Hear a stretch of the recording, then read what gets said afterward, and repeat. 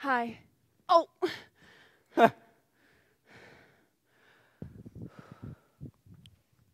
Peace. Hi. Oh. First floor, please. That's where we're all going. Oh, okay. Oh. Interesting. Whoa! We've stopped. Stopped? The elevator isn't moving. This isn't working. Push the buttons. I am pushing the buttons. Push them harder. Like this. Oh, that didn't work. You think? Interesting. This is fantastic. We're stuck in an elevator and I'm 9 months pregnant. Wow. That's so beautiful. That we're stuck in an elevator? No, the miracle of birth. Our Mother God is smiling on your blessed womb. Yeah, it's great. All of nature is in harmony. You are one with the pollinated flower and the mother cub in her cave. You are singing with one voice with all of nature that participates in the cycle of life. Are you for real? The path to enlightenment has many winding roads, and you could say I'm on a holistic detour filled with trail mix, daily meditation, and many other life-affirming rituals. Interesting. So how are we going to get out of here? I don't like tight spaces.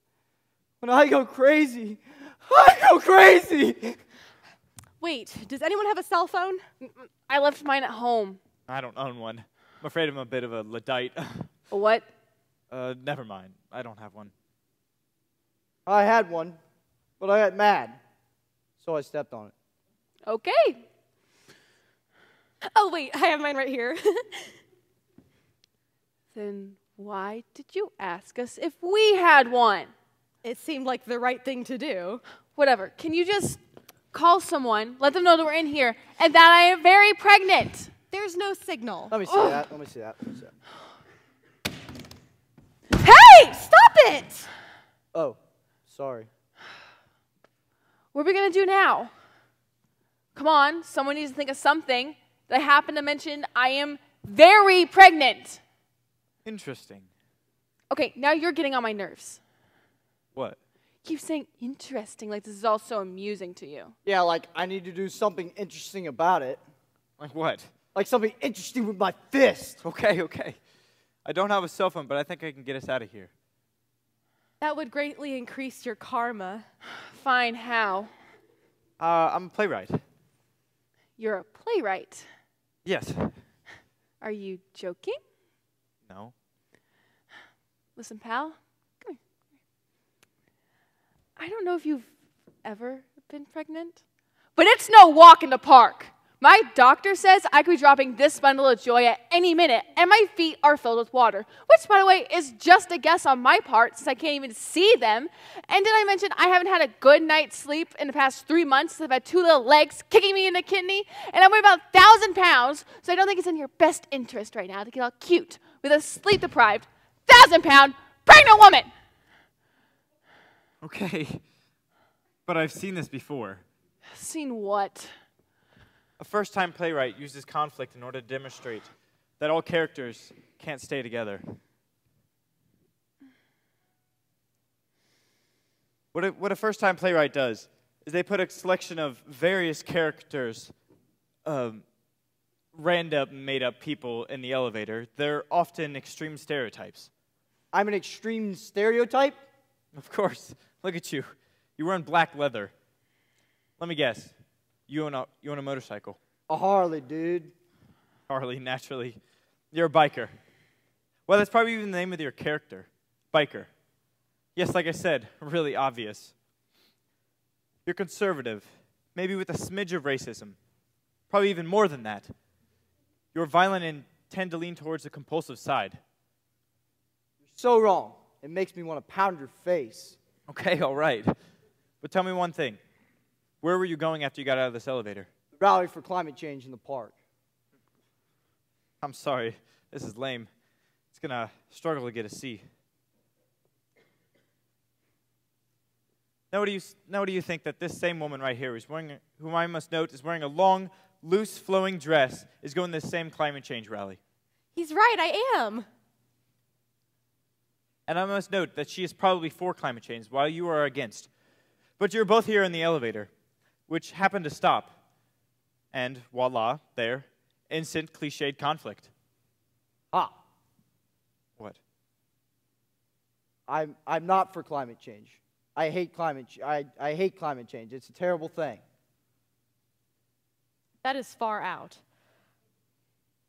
See, she's for climate. She doesn't like climate change either. No, like I can't, this is far out. Like, I can't believe you think it actually exists. You don't think that climate change exists?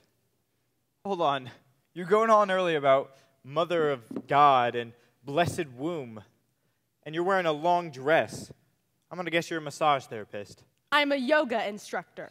Same thing. Look, I'm a peaceful person at heart and everything, but it's not like your polar ice caps are melting. You're assuming my position. Your position is indefensible. Now you're making fun of me. Let me burn my coal. Antarctica is melting. Climate change is a hoax. Save the Earth. What are you going to do about this? I don't know.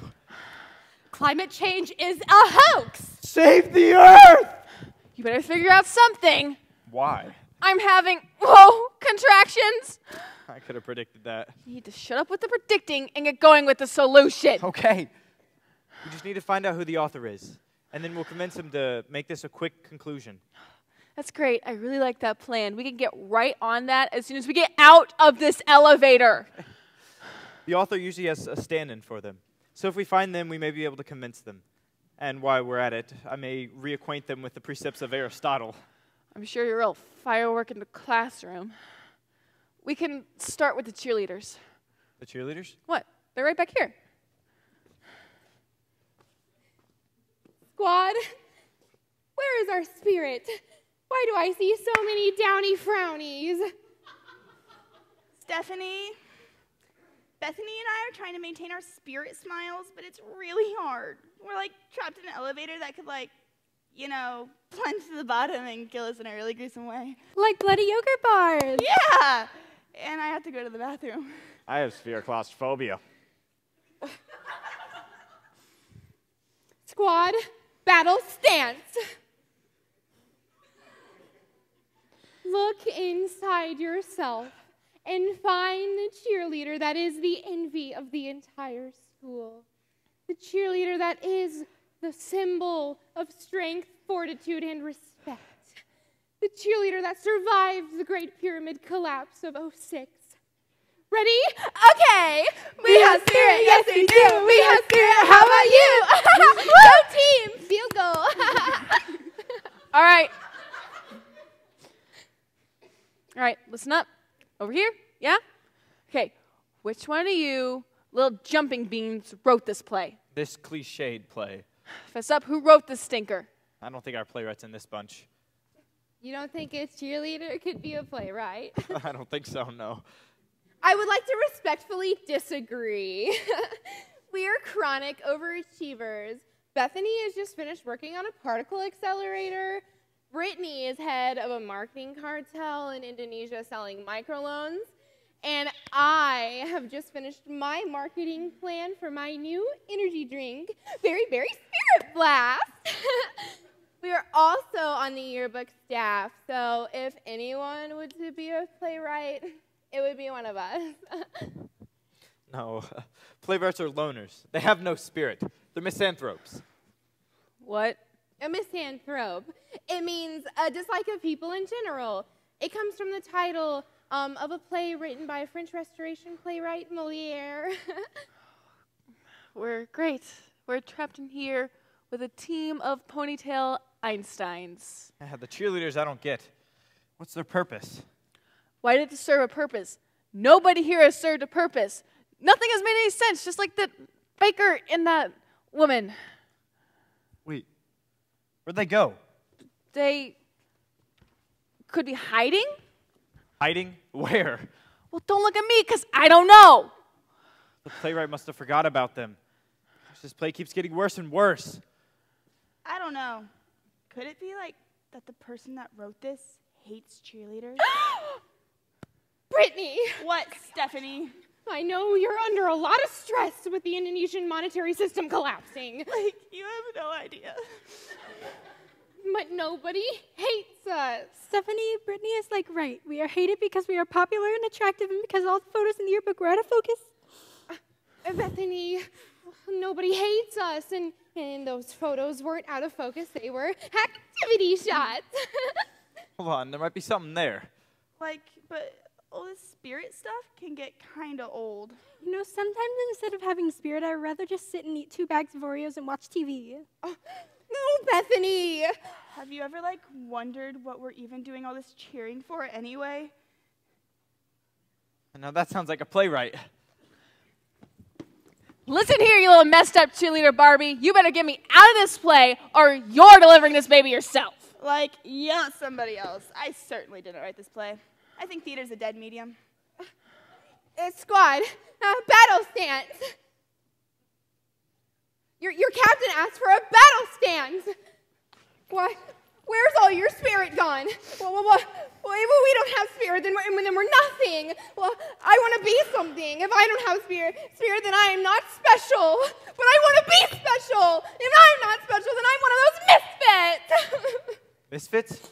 What misfits? Those misfits right over there. Ah! What's now? The clown! Stand here! It's a clown, so what? It's creepy. What is it doing? It's making something. What is it? Antelope. I'm beginning to think you're the misfit here. We have spirit. Yes, we do. We have spirit. How about you go team? Yay. Well, besides her. It's quite normal to be afraid of clowns. There's even a word for it, chlorophobia. You see, it's normal. I don't care about the clown. I don't care about your stupid phobia. All I care about is getting out of this elevator, having this baby, and getting as far away as possible from all you lunatics. All right. What about the goth kid? Oh, that's the goth kid. Everyone knows him. He wears black and writes poetry and sends them out in the form of text messages. His poems are very sad and dark. One time, I got forwarded one in first period, and I, like, cried all day long. He's like a great poet, like Billy Joel or someone. He wrote one about a puppy with 3 legs. He walks around in circles. Very tragic. Very sad. There's a puppy with 3 legs. He walks around in circles on a leash like we walk around this life. Makes me want to cry. Who will listen to my tears? Who will listen to my tears? I love him. No, I love him. Please stop. Where do you come up with your ideas for your poems? Are you depressed, like, right now? That is so deep.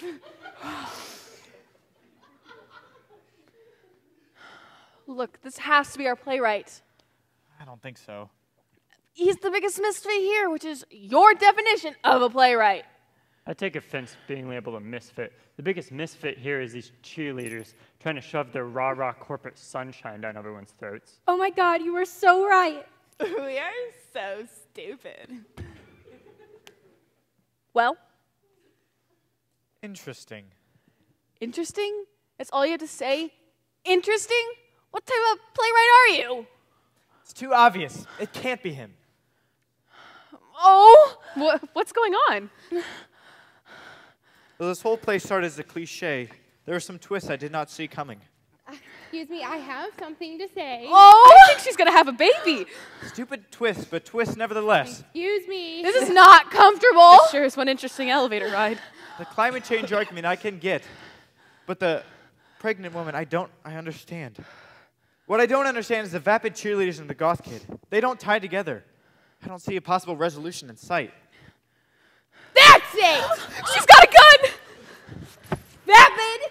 Oh, I'll have you know that I have maintained a 3.6 grade point average while pulling all-nighters working on my marketing plan for my energy drink. Have you ever tried working out the weight distribution on an 8-person pyramid? I don't think so, because it ain't that easy. Interesting. What's so great about this goth kid anyway? He's a character. He's lame and his writing sucks. Oh, there's a dog with 3 legs. And let me text you my latest thoughts about how the world stinks. And oh no, the cafeteria's out of Dr. Pepper. Oh, let me text you back my yawn. You're not some Junior Faulkner. And maybe you're just a depressed kid who needs to up his medication and go out in the sun. I expect that from a cheerleader. A cheerleader with a gun. You don't remember me? Harold? I tried out for the cheerleading squad last summer. And you cut me from the team. Ever since then, I've stood against everything you stand for. I just want to say that decision was not personal. I stand at the pleasure of cheerleading. Well, now would be a good time to find a playwright. Did I also mention I'm a doctor? Hurry! Oh, I just thought of something. What is it? If a gun is introduced in the first act, then it... Oh. What? It must go off in the second. I never heard that. It's one of my first lessons. I took notes. You're the playwright? You're completely normal. See, I thought it'd be funny. She takes out the gun, and then all of a sudden the elevator starts working. Whoa! The elevator's working. You're in danger of thwarting the audience's experience. Do you know anything about playwriting? Well, I mean, I taught it for many, many years. We have spirit, yes we do. We have spirit, how about you? Shut up! I thought it'd be obvious that the audience would understand that this is a spoof, you know? I know that a squad of cheerleaders can't be trapped in an elevator with like 7 other people. You need to rise above the pedestrian scenarios. Desperate characters stuck in an elevator. Well, that's something that'll turn into a cliche. Couldn't this be one of those times it doesn't? Unlikely. Gangway, I gotta go to the bathroom!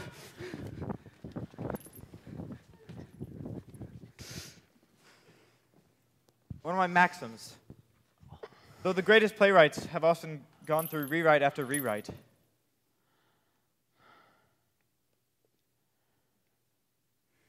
No, I remember that. Listen, if I were you, I'd see if it's too late to drop the class. Are you upset? Am I upset? Of course! I worked really hard on this. I spent a lot of late nights. Don't sulk. Maybe we could approach the rewrite in a different way. Well, I would suggest a new setting. what if we kept it in the elevator but reduced the number of characters? I'm not crazy about that idea, but it could work. Depends on what kind of characters you'd have. I have that in mind. Please tell me this is only going to be a short one act. Sorry, this time it's a full length.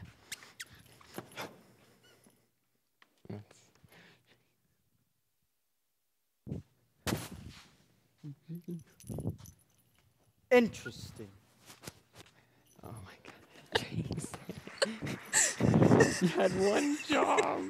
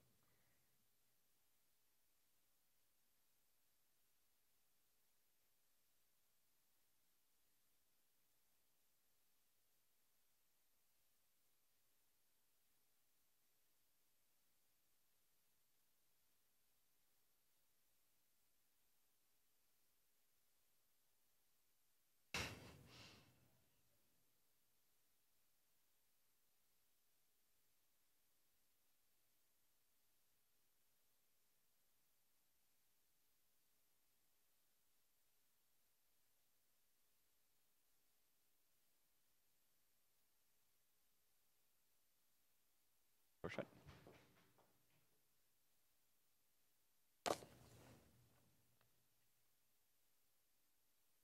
Gabe, open it.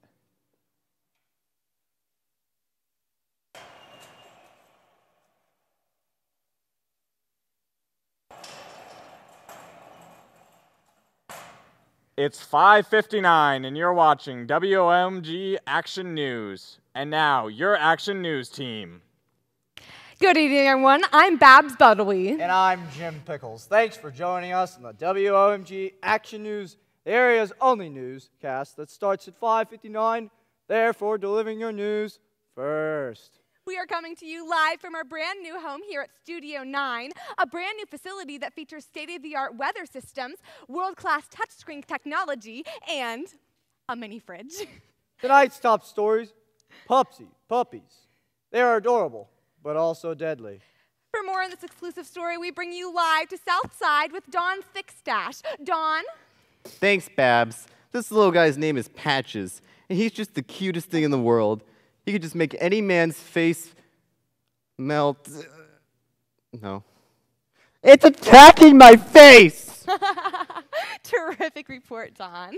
And now for the latest in world of boxing, we turn to the short report with our very own Carl Muffintop, or the man we refer as the heavyweight champ. I'm actually very self-conscious about my weight.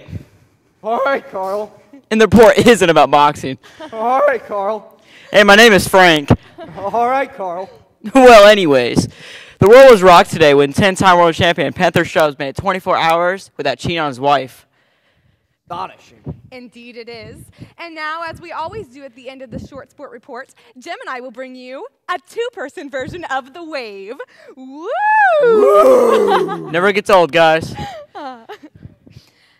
Thanks, Carl Muffintop. Shocking news today in religion. A priest, a rabbi, and a minister walked into a bar, then realized that it was closed and instead went to a Chili's. You know what that sound is? It's the WOMG dinner bell, which means I've got a question for our viewers. Who's hungry? Does that mean what I think it means, Jim? It should, since you've worked here for a while. I was being rhetorical. I don't know what that word means. Neither do I. The dinner bell means it's time to be cooked or cooked with our very own Zelda Chickenfoot. Thanks, Jim. I'm here with world-renowned chef Jeremiah Crockpot. Now I'm told that you'll be preparing a very special treat for us. That's right. Well, it says here that the dish is called, and I hope I'm pronouncing this correctly, bag of sheeps? Actually, it's bag of chips. Oh, lovely. Lovely. Now, are you going to teach us how to make this exotic delicacy? Well, yeah. So you start with this, and then you go like that. Back to you, Jim. Babs, I wouldn't be able to handle that recipe. Little Miss Wifey does all the cooking at my house. That's because you're a lonesome misogynist. And how? Okay, and now for the latest on the apocalypse, we bring you live to Kevin O'Geddon from his living room couch. Kevin? Any word on whether or not the end of the days are upon us, Kevin? Well, you see, this machine is quite sophisticated. It's got this cord, and it goes in here, and we got this one. It connects to this light, and it connects to the Bible. Oh, thanks, Kevin. We'll check up with you later on in the broadcast. Okay. Next up, according to some scientists in a long white lab coats, there is a groundbreaking new way to cut down on cavities. Our own Olivia Flossboss filed the report. Remarkable. And now a word from our sponsor. Hey, honey.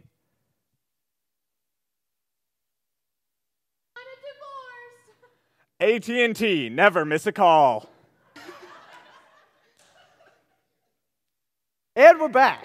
Turning to politics, the election race is heating up faster than you can say McCain finds gold bipartisan campaign reform act. McCain 5-vote bipartisan campaign reform act. Even faster than that. McCain 5-vote act. Precisely that fast. Wow. For an exclusive analysis on the latest polls, we bring you live to Penelope Pullman, who is standing with WOMG's brand new, state-of-the-art touchscreen technology. Penelope? Thanks, Babs. Here I am with the touchscreen of technology. Now, watch closely. First, I'll double tap here on the map and zoom in on the voters of the 8th district. And then I'll drag and drop here.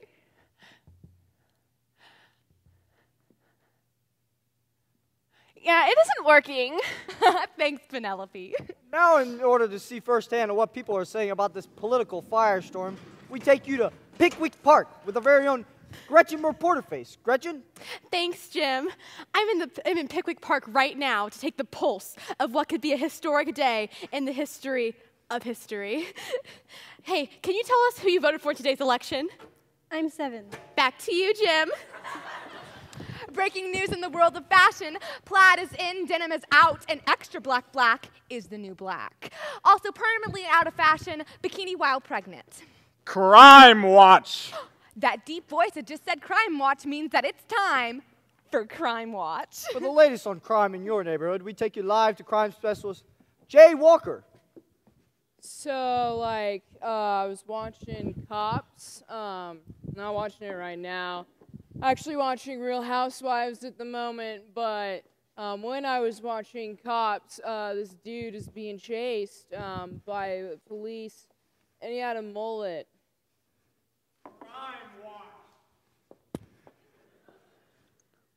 Thanks, deep voice. And now a word from our sponsor. Have you hit financial rock bottom? I'm flat broke. Cashtown Casinos, where winning is mathematically possible.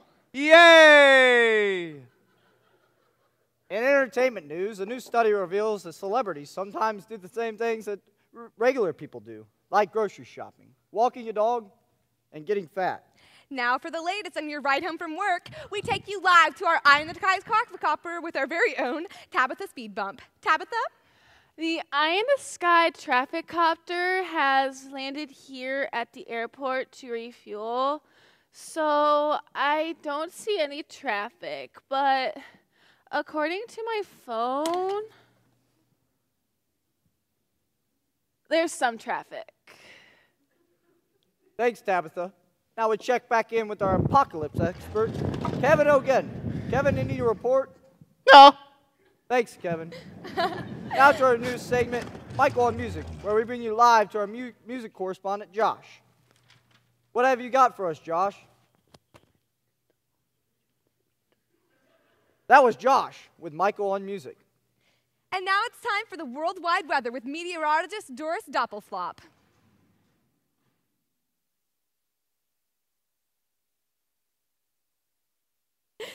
Thanks, Jim. Now that we're in this new studio, we get a brand new state-of-the-art weather machine, too. Now we can report weather with 100% accuracy. Doris, that's relatively high percentage. Jim, it's almost the highest. Now, if you'll look right over here at this part of the map, we can tell you with 100% accuracy that today is 85 degrees with sunny skies. Well, Jim, guess it's time to hit the beach. Doris, you realize our building is in the middle of the worst snowstorm in years. No, that's impossible. Doris, the snow has trapped us in the room. No, it says here it's 85 degrees. Doris, you came to work in a sled. I'm bad at my job. Doris Doppler-Flop with the worldwide weather. Don't forget to wear your sunscreen. We'll be back after this word from our sponsor.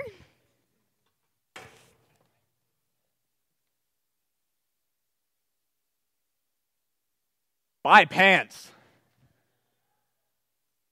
And we're back. We now bring you live to Nadia Kneejerk in an award in an eligible segment. Shame on you times 1,000. Nadia? I'm here live at the local orphanage where philanthropist billionaire Joseph Santo is about to donate $1 million to the orphans. Well, as a fellow orphan, it was the least I could do.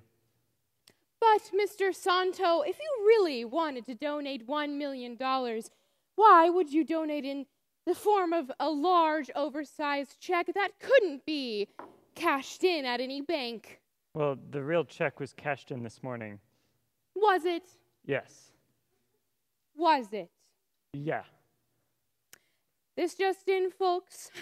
Joseph Santo hates orphans. Thanks, Nadia. Way to smoke out the truth. This just in. We have an alarming news from Park Avenue Station. Apparently, a nuclear warhead has been found on the train. Oh, well, now I'm just being informed that it's actually a half-eaten chicken sandwich. We now tuck back into our apocalypse expert, Kevin O'Geddon. Kevin, anything new to report? No. Thanks, Kevin. All right, TP. Wait, actually. Thanks, Kevin. And now for our weekly opinion piece, we bring you to an old man. I'm old. I hate everything. Sunshine's fax machines. In conclusion, get off my lawn. Thanks, old man. Well, we are just seconds away from half past the hour, which means we won't have time to follow the following stories. The city will run out of oxygen by midnight. Several thousand zombies have risen from the local cemetery. And the Indianapolis Colts have won the Super Bowl. From everyone here at WOMG Action News, I'm Babs Buttleby. And I'm Jim Pickles. Good night, everyone.